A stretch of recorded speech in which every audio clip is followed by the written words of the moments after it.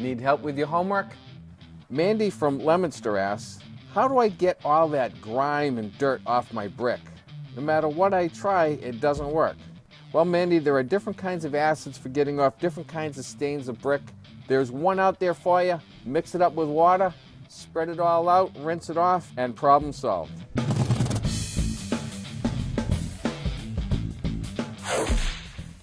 You know, cleaning up masonry, bringing back the beautiful luster of a brick fireplace or an outside chimney like this, we get asked that question all the time.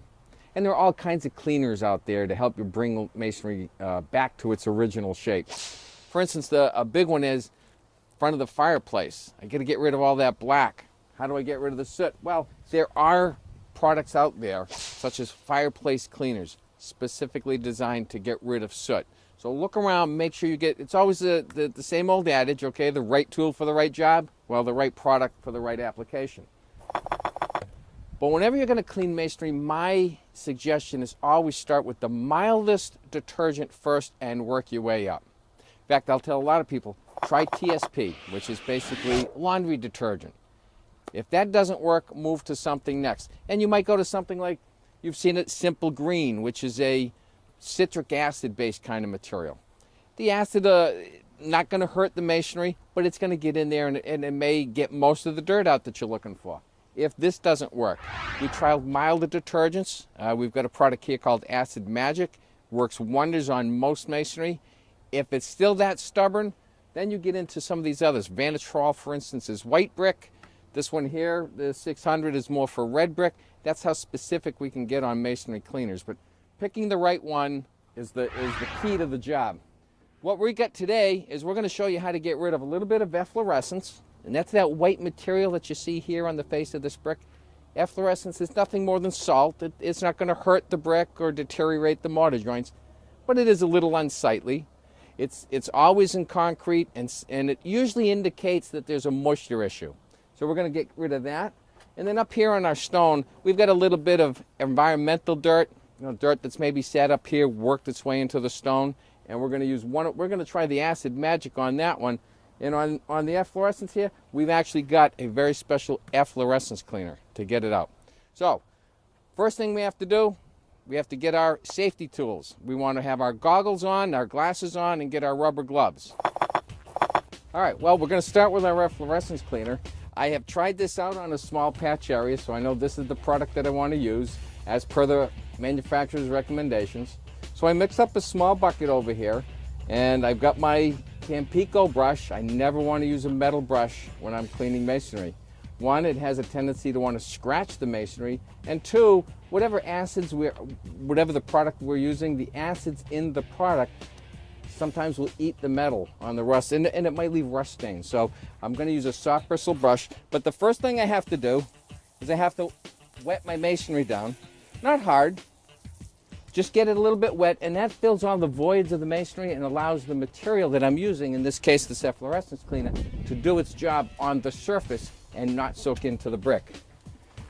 Now the one thing I got to be careful about is once I start, I got to keep going. I don't want to let the material dry on the masonry.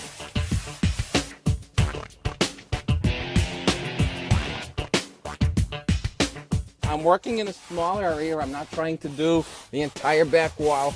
I tell people a 4x4 area is about as good an area as you really want to work on at any one time. And if I was doing a tall wall, I would start at the top and work my way down.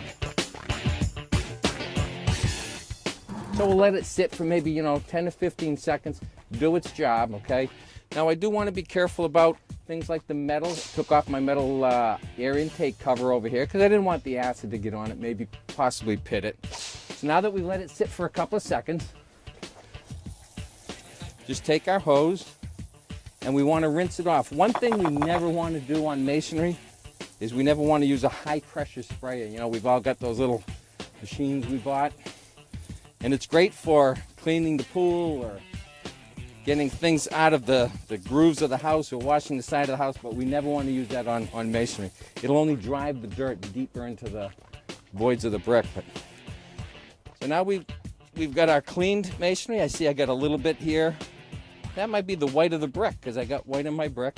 I may have to do a second coat or a second application later on, but looks like about 95% of it's all gone. That's the safest way to clean masonry. Next, we're going to move to how we clean bluestone. So now we're getting ready. We're going to clean this bluestone hearth. And I picked a product. It's called Acid Magic. It's a great all-purpose masonry type cleaner. It can go on brick. It can go on stones. It's not too abrasive, not too harmful if you misuse it, and it's very safe. So we're going to give this a try. I've done it on a small test area. I know that it's going to work.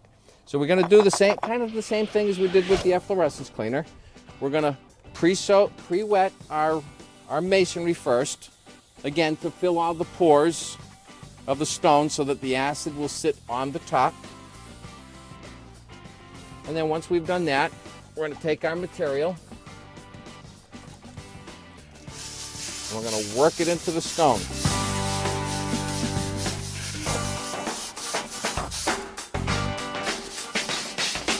And so as I was saying, I'm using a Tampico. I don't want to ever use a metal brush because metal has a tendency to want to scratch masonry or react with the chemicals and it can leave actually rust stains. So I'm getting it worked in real good.